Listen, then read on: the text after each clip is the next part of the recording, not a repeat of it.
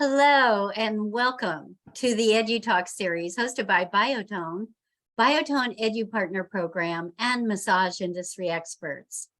As massage schools, students, and practicing therapists have met the challenges presented by COVID and its variants, the EduTalk series hosted by Biotone continues to support virtual learning and building massage community by connecting you with industry experts who share their knowledge and expertise on topics not only for class discussion, but career success.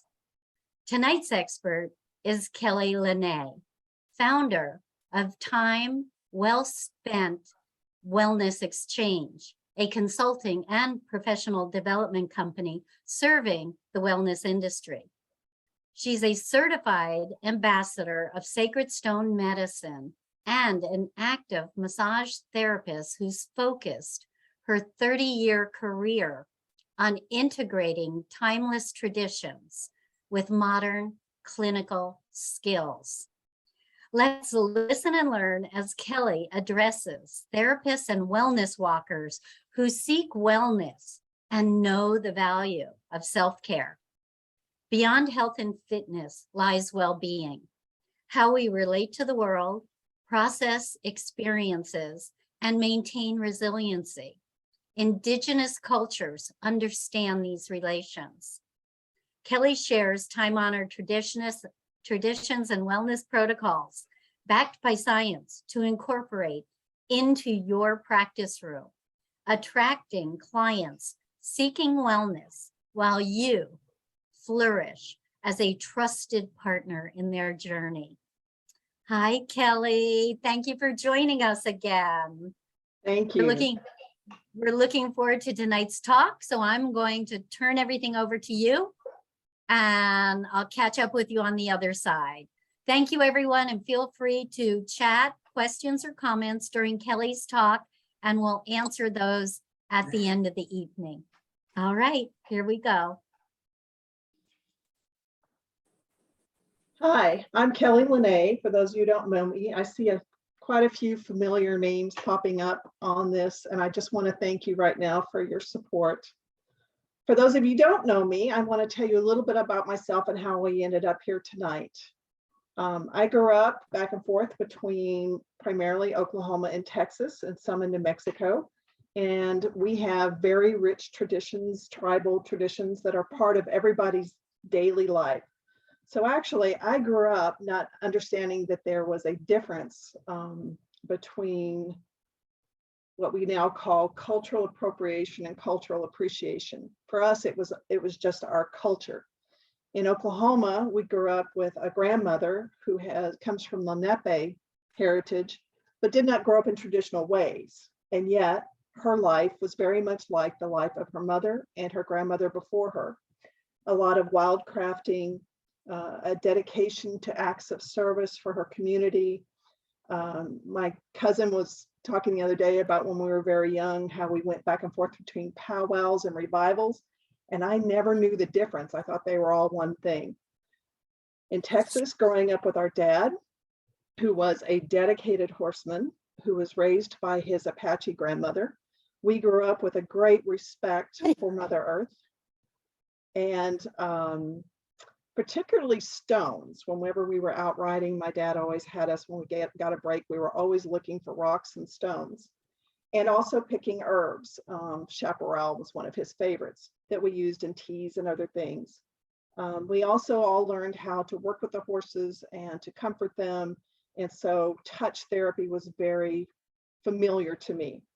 So that's all to explain for me. They were all one and the same. So when I became a massage therapist, and decided to follow that after a short career in corporate America, I automatically knew that I would be following and pursuing education, not only in the clinical side, which I was very comfortable with, like neuromuscular therapy, myofascial, Ankrum Institute, craniosacral, all those kind of things that had that really strong science background and clinical applications. In fact, worked in clinics. And also side by side, I was studying indigenous traditions. Some of them I had no previous contact with, like Ayurvedic, Lomi Lomi. I loved all of it, but really resonated with me were the things that were closest to my own cultural upbringing, which would have been the Native American. My first experience was going, some of you may remember a company called Aram, and they partnered with some people who had studied and had, we call them curanderas, from the Mayan tradition. So I got to go to Belize and study their herbal therapy, the massage techniques, some of their spiritual focus, and fell in love with it. It spoke to me. They were very kind to me and shared a lot with me. And I really, really appreciate the fact that those elders saw something in me that they could trust and were very forthcoming with their wisdom and their education. From there, I started studying other things, but basically when I got an opportunity to study with Jenny Ray in Sacred Stone Medicine, it all just kind of clicked and came together. And that's where I am today.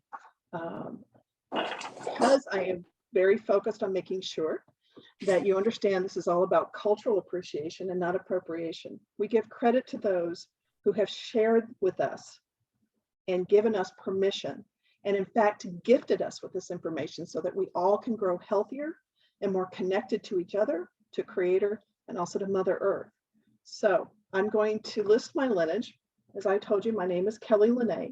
In this path, my lineage, then I am taught by Jenny Ray, the daughter of Chaz Thompson, of the Thompson family, of the Stone Society, of the Bear Clan, of the Sante people, of the Dakota tribe of the Sioux Nation. So that is to represent just a very narrow part of the total Native American traditions.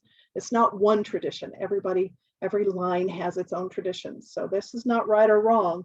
It may be just different what you've ever been taught or what you've heard before. I am held bound along with the gift that I have received and able to learn these things and to share some of them to honor their authority of what I can and cannot share. So this is wonderful for self-care because a lot of these things are universal. They're things that we all have seen or done, but maybe not with the same approach. So that's what I want to share with you today. I began this journey specifically as a wellness walker. A wellness walker is anybody who is interested in their own wellness or helping others with their wellness. So everything is really based on supporting wellness and well-being, which I'm very comfortable with. I became a pebble pusher, which means I have spent my entire life playing with stones.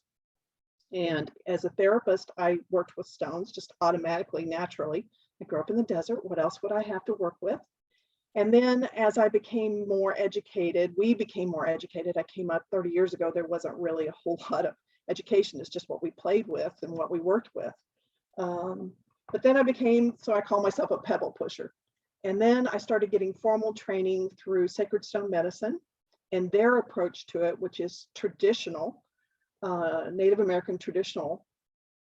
And I became an Inyan Mani, which means I learned enough that I became certified as an Inyan Mani, which is a stone walker. I serve the people and I serve the stones. And then, and that is in the tradition of Inyan Pajuta, which means stone medicine.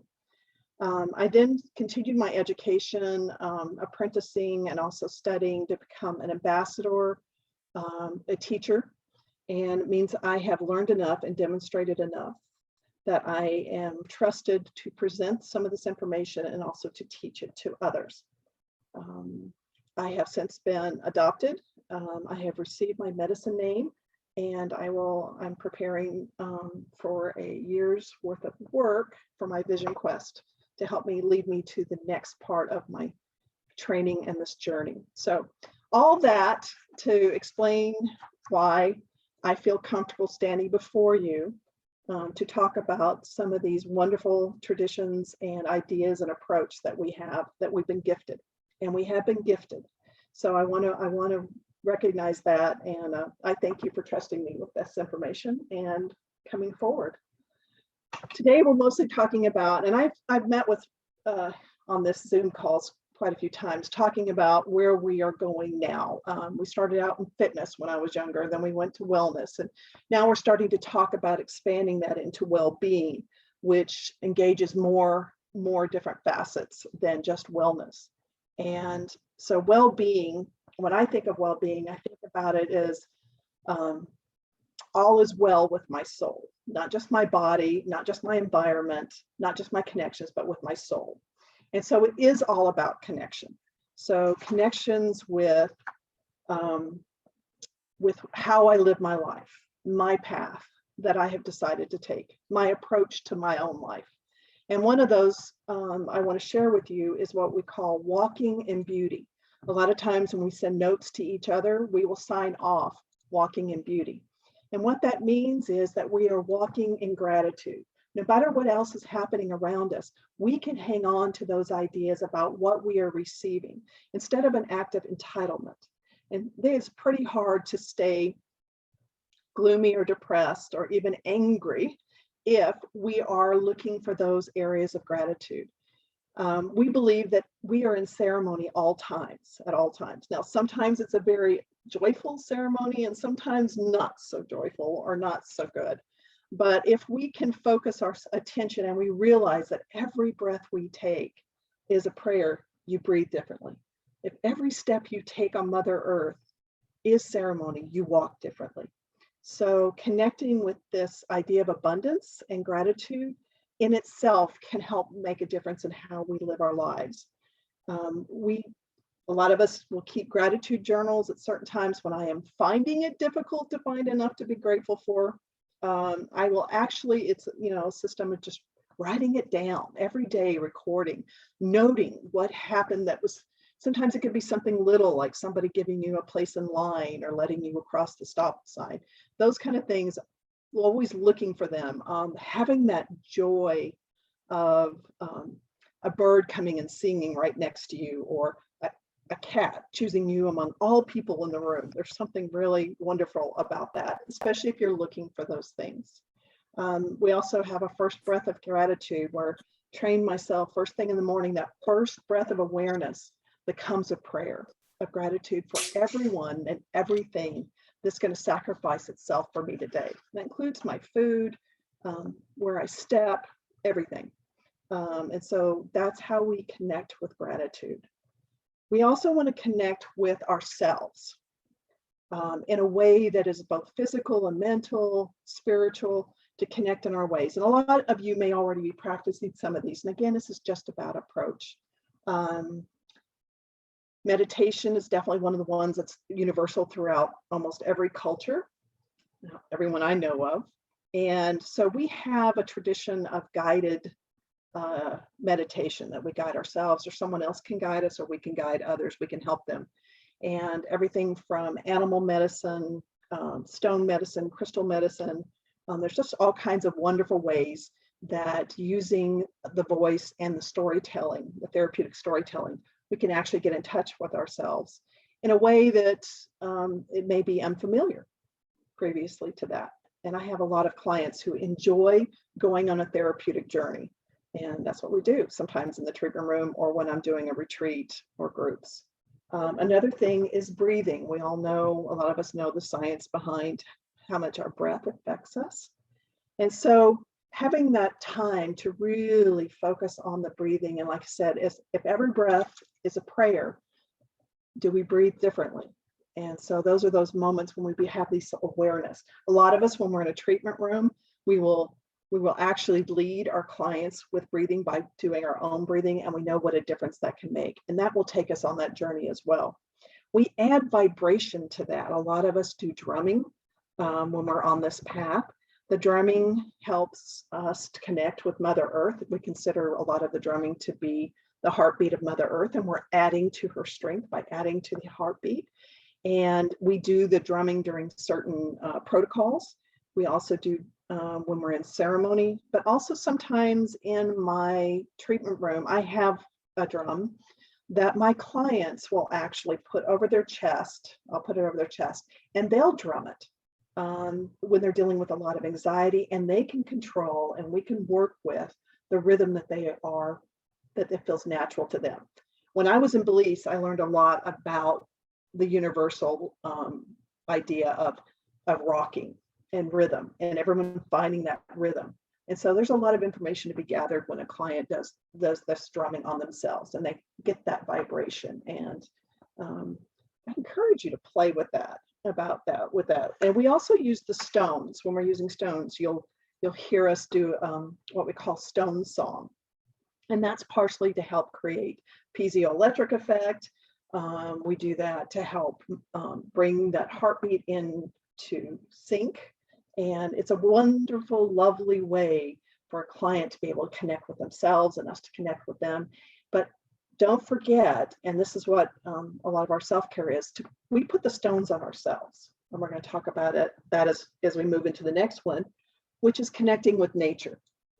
Mitakwa'isen is the phrase we use to mean all of my relatives, which means that we are all created and we all are equal, and we have to respect and be grateful for those contributions, no matter what that is. And that includes standing tall ones, which is what we call the trees, the different nations, the four-legged or two-legged, the flying ones.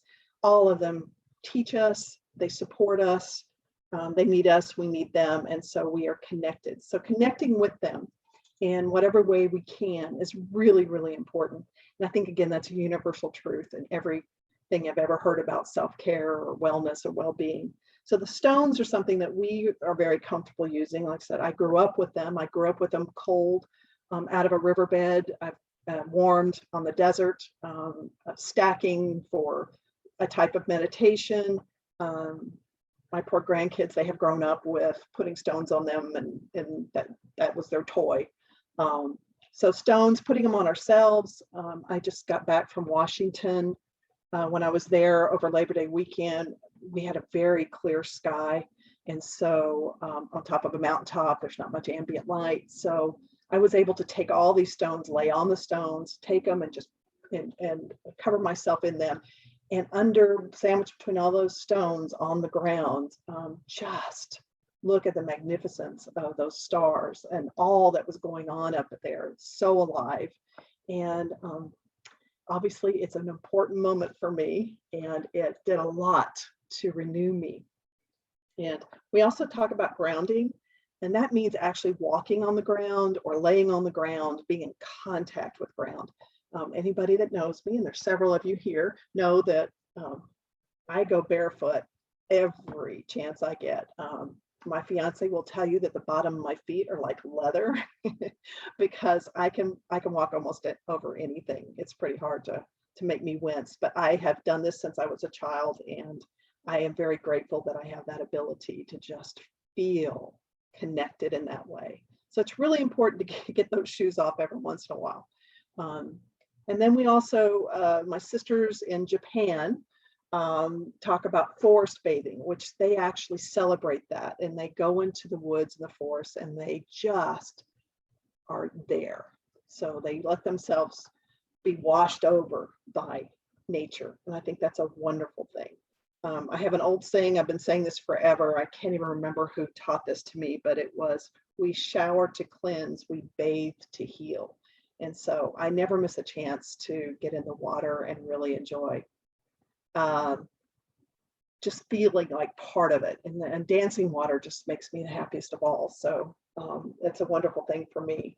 I like dancing in the rain. I'm from the desert. We celebrate rain wherever it is. We just consider it such a gift. And so those kind of things, playing in the snow, just being out on a still night and just being with the starlight, the star nation is really important. So those kind of things. It's not exactly a chore to take care of yourself if you're thinking about all the things that can bring you pleasure and feed you in that way. I have a Facebook page that I call Daughter of Earth. That's how I feel about myself. Because again, part of being well-being is being connected to Mother Earth.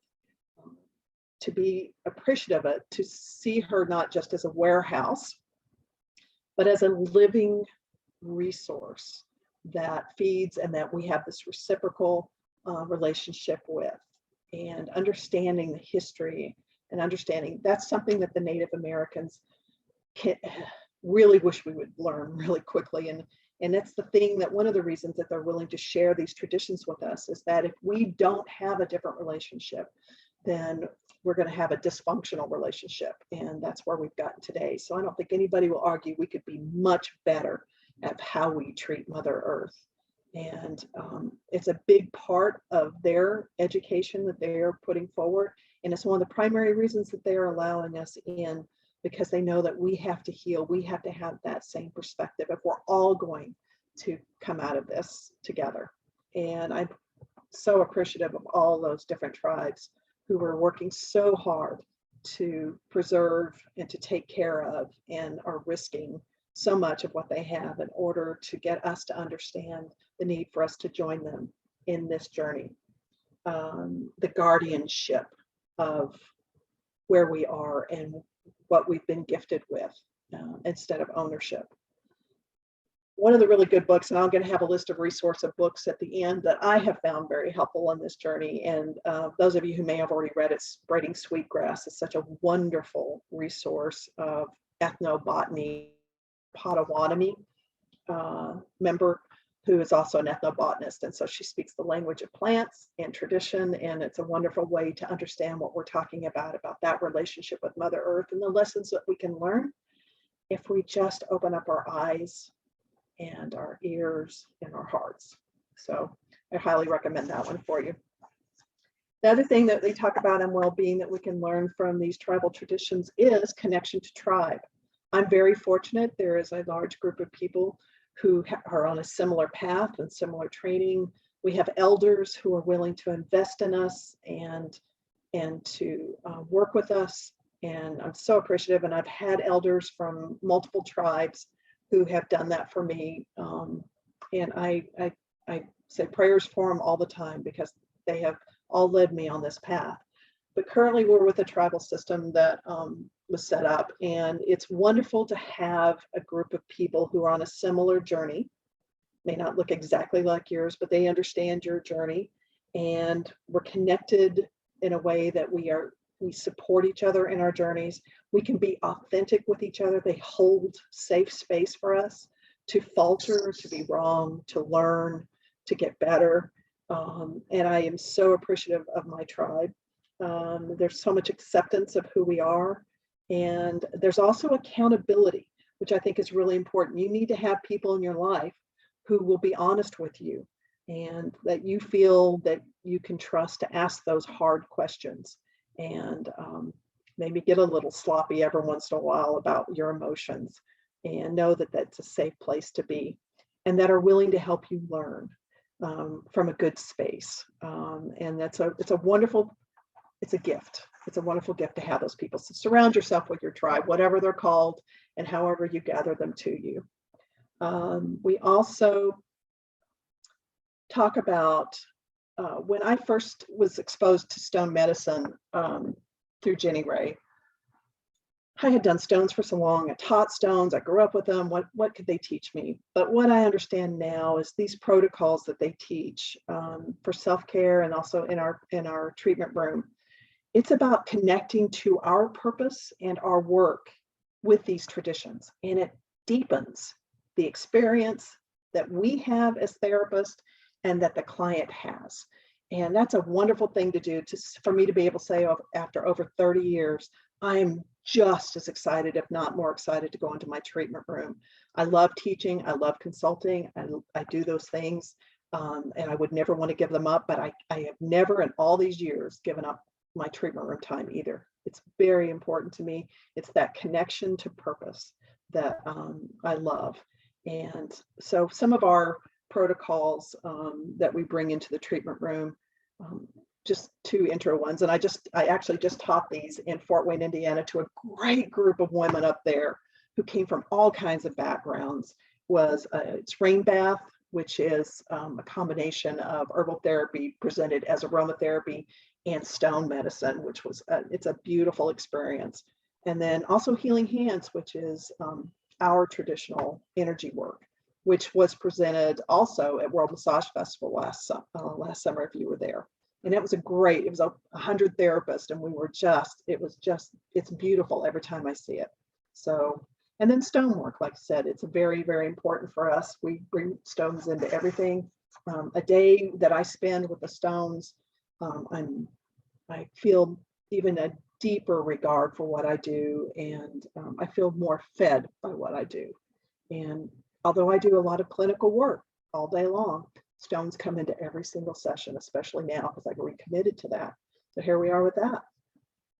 And then we want to connect with something bigger than ourselves. And for some of us who are on the red road, that means creator. Some of you, it's God in whatever form that you practice that in, a universal spirit, whatever it is, but it's connecting to something that's bigger than yourself. And there are ceremonies and rituals, and having grown up, sometimes Catholic, sometimes fundamental, those rituals are, I find, very comforting, even still, that now that I have some of these traditions. Some of them that are most common that you've probably heard about is smudging, a lot of times with sage, which again is a universal, it grows on every continent. But for us, that smudging is much more than just clearing the air around us and resetting our mind. We do it in preparation for other things. I smudge my treatment room, but I do it in a prayerful as part of the ceremony that's an ongoing daily practice for me. And the smudging has to do with opening, directing, connecting with all the things we've been talking about, and connecting in a way that we are a hollow bone is how we call it. If you've ever been to one of the stone medicine classes, we talk about being a hollow bone. And so it's very important beyond just a ritual. And again, the breathing and taking that moment to breathe with someone, to breathe someone in, to breathe in the moment is a way to pause and reset. That's really important to us. So connecting to something bigger than we are makes a big difference. Another thing you're probably familiar with is a medicine wheel. That's the one you see. It's the big round that has the 4 colors. In our tradition, it is yellow, red, black, and white. I'm not going into a whole lot of detail on it, but the wheel represents for us a way of staying in balance.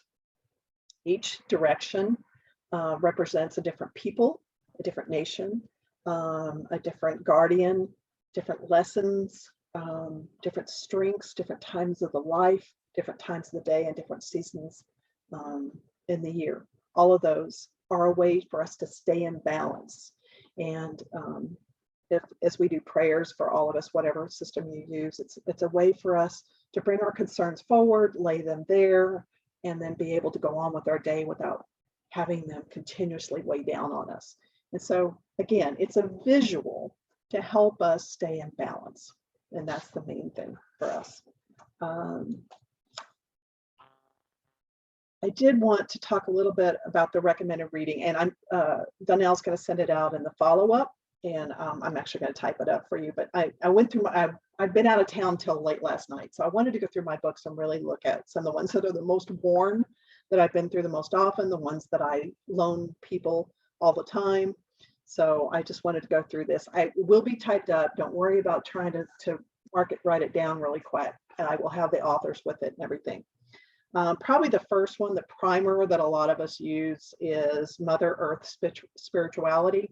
It's a nice overview book to give you an idea about what they're trying to share with us. The next book for me, I'm not going to say these are in exact order, but they're pretty important in that order.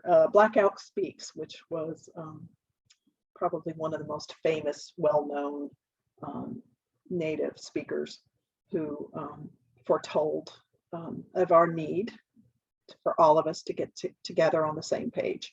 So we appreciate, and you get to know a little bit about the struggles that these ancestors had to go through in order to save this type of wisdom. Many factions tried to destroy this kind of wisdom, and they fought, protected it beyond reason, and we are so grateful for them. So much gratitude to our ancestors. The Lakota Way is another one. Talks about the different traditions and their experiences with it. Stories from Legend Singer is by Jenny Ray, who is one of our elders, and who we are so appreciative of. And it's a great way to see and to experience therapeutic storytelling. These stories aren't just told for amusement. They're told to teach the right way of living.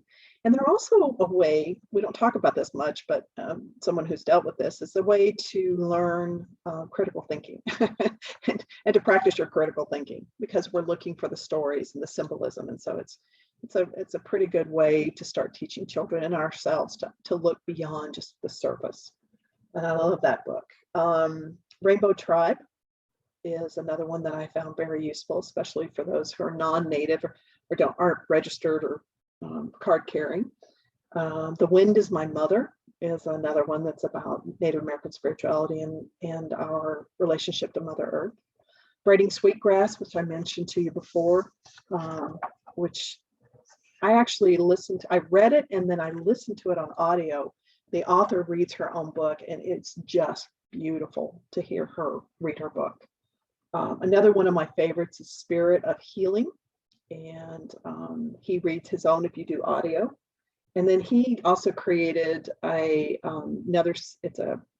have it CD, Native American Healing Meditations, which is some of that guided meditation we were talking about with drumming, and a chance for you to maybe stick your toe in the water if you haven't ever done it before. And so you can do it at your own leisure. I'm also going to include the websites for Stone Medicine and Cedar Stone Massage School that does a lot of these trainings, and I'm so appreciative of Sandra for, I always say this, I'm going to say it here too, her hunger has fed us all. Her love of these traditions and wanting to go deep has made all this available for the rest of us. And I really, really appreciate the Sante people, Jenny Ray, Chaz Thompson, Sandra, Janelle. There's just so many people I could say. I need, they know they're here. I just really appreciate them. And their trust in us as a profession to honor their traditions in a way that doesn't discredit them or leave them for ridicule. And we honor that every chance. We also have World Massage Festival, which is, they're very good about opening up not only training for clinical, but also for Indigenous. They've had classes on Lomi Lomi and energy work, Australian, you name it, and then stone medicine as well. And we'll be teaching actually a full self-care class there this next year. And just so you know, in case you're wondering, I'm supposed to be teaching the Stone Medicine 1, which is a 2-day intro class on sacred stone medicine for the AMTA Texas convention this spring in my hometown, El Paso, Texas. So yeehaw. So when we are through talking and we're ready to open the floor, we traditionally say, aho. So this is what I say now. Donnell, aho. I'm ready to take any kind of questions you have. Well, thank you so much. I haven't seen any chats or comments, questions come in yet. So hopefully people will share with us, what they're curious about. I wondered how you introduce your clients to drumming or stones, during their massage session. Actually, that's going to be a little harder for me because I've always played with this stuff, but actually just having it out and me being excited about maybe something I just learned, something I just read. One of the things I love about the path I'm taking with Sacred Stone Medicine is they not only present the tradition and the protocol and the tradition behind it, but also the science. So this is something I can talk to with my clients, or they'll, and the drums are beautiful, and people have a hard time believing I made them because they know me, but we do. And so, you show it and you talk about it, and you talk about the science of the vibration, and then, you just start playing, and there's a great curiosity around it, and people are drawn to these things just naturally. And so it's just a matter of making it available and just talking about it in a very casual, but it's important to me, and so that's what we talk about, and offering it. And a lot of times they request it from me.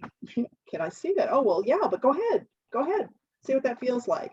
And we talk about the variances in moisture and how the drums sound different. And so it's just a great way to connect with those clients. And as a massage therapist who has worked for myself all these years, and coming from a marketing background before this in corporate, it allows you to deliver an experience they won't get anywhere else. And it connects them to you in a way they'll never be connected to anybody else. And it resonates. And if that's not the best marketing in the world, if that's not the best way to have client retention, I don't know of another way. Great advice. Patrick is asking, what would you recommend as the first step to start the journey of self-care in this tradition? Well, I think that's a great question. I would start just with self-care, definitely with some of the books that the recommended reading, go to that and start reading and see what resonates with you, and start looking at what you already do and how you can add this next layer of appreciation and gratitude to what you already do. And then see if maybe some other things resonate with you. If that does resonate with you, take an opportunity to take a class somewhere out there. Like I said, we're going to be doing a self-care class at the World Massage Festival, and really learn how to look at some of these things differently, and how to it's enhancement. It's all about enhancement. And then find a therapist who does this and start asking questions. And some of you live in tribal lands where they offer classes in their own culture. I am fortunate living in Oklahoma. I am in the middle of all of these wonderful tribes who are so generous. And every chance I get, I go to their museums, I go to their cultural classes. And those are great opportunities for me to understand appreciation. I have a question about smudging. Okay. Now, do you do it between clients? Would you like the scent to be lingering in the room when a new client comes in? It's not a scent for everyone, I would say, but no. I smudge how once do you a day. approach it? Yeah, I smudge first thing in the morning when I enter my treatment room as I'm getting it ready. And it's a very light smudge. But it's about me, and it's dedicating my day to supporting others in their wellness journey. And it's about dedicating my treatment room to be a place of sanctuary and safety. And so it's very light, very little smoke, because I'm in an office building. They would not appreciate the alarms going off. So it's just a very light smoke. Very small. I know sometimes you see these big pots and they're just burning and billowing. And if I was in a building that wouldn't allow me to have flame or smoke, you can take sage essential oil and rub it between your hands, and you can still do the same thing. And so there's no smoke. That sounds like a nice way to even begin a treatment with the sage, and let's say the aromatherapy. Occasionally I have clients who have had some of the treatments and they want to be smudged. And again, it's a very light smoke. But I generally make sure that if I am going to incorporate smudging, we don't charge for prayer, and smudging is prayer. So it is done outside the time that I'm charging. So the clock doesn't start till after I've smudged. Does that make sense? Yes, absolutely. Okay. Absolutely. Well, Rebecca is thanking you for amazing reminders and why she loves this learning path. A question with drumming and purchasing sage, and are those items easily found in the follow-up attachment that I'll have in the email tomorrow? Are there websites included where people can purchase drums, and what do you recommend about the rocks? Where do they get the rocks? Well, you're going to get cedar stone medicine, and I trust them completely. Jenny Ray, she has some of the supplies that she provides. She is a she is a Sante artist. So some of drums and some things that you want to make sure that you are supporting people who are hopefully doing it in the manner in which it brings honor. So Cedar Stone, I'm going to just say it's just the easiest to go through them because they're going to make sure everything that they sell, and they sell everything from stones to crystals to drums.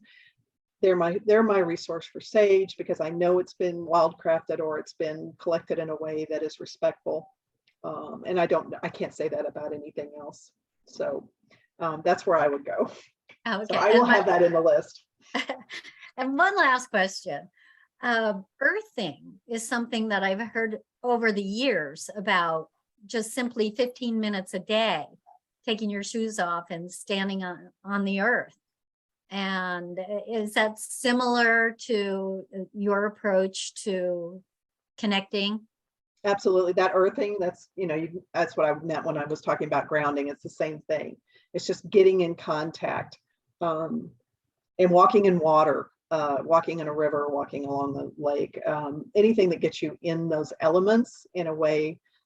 Actually, there are some people who believe that being in a windstorm can make a difference. Not what y'all were experiencing in Florida, but definitely, allowing yourself to be kind of moved by wind is also another way to experience it. Well, very good. I haven't seen any other questions or comments come in, Kelly. So thank you very much. And again, now one last question. The World Massage Festival, is there any way for folks to look back on this past summer's conference at your class, or should they just look forward to next year? Yeah, no, I don't know. There's no recording of it. But yeah, there's classes being taught all the time. Again, our center is Cedar Stone, so they have a list. And then we have educators that are around the country that if someone wants to figure out a way to do that, we would certainly do everything we could to make sure you could get to something that was convenient for you.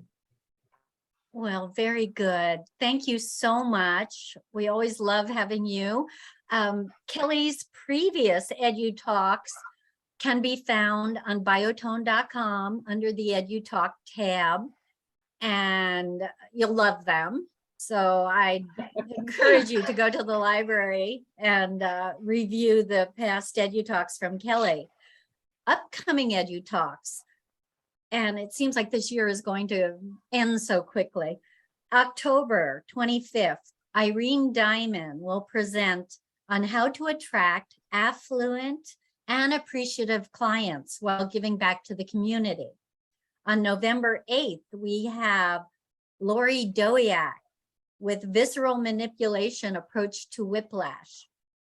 And Shamaya Cha on November 22nd, understanding CBD and your practice. And then we have Sandy Fritz wrapping up December, in December, I think it's the 6th, on professional draping, which with all the news around draping and football players, this will be a good one to watch and keep yourself safe.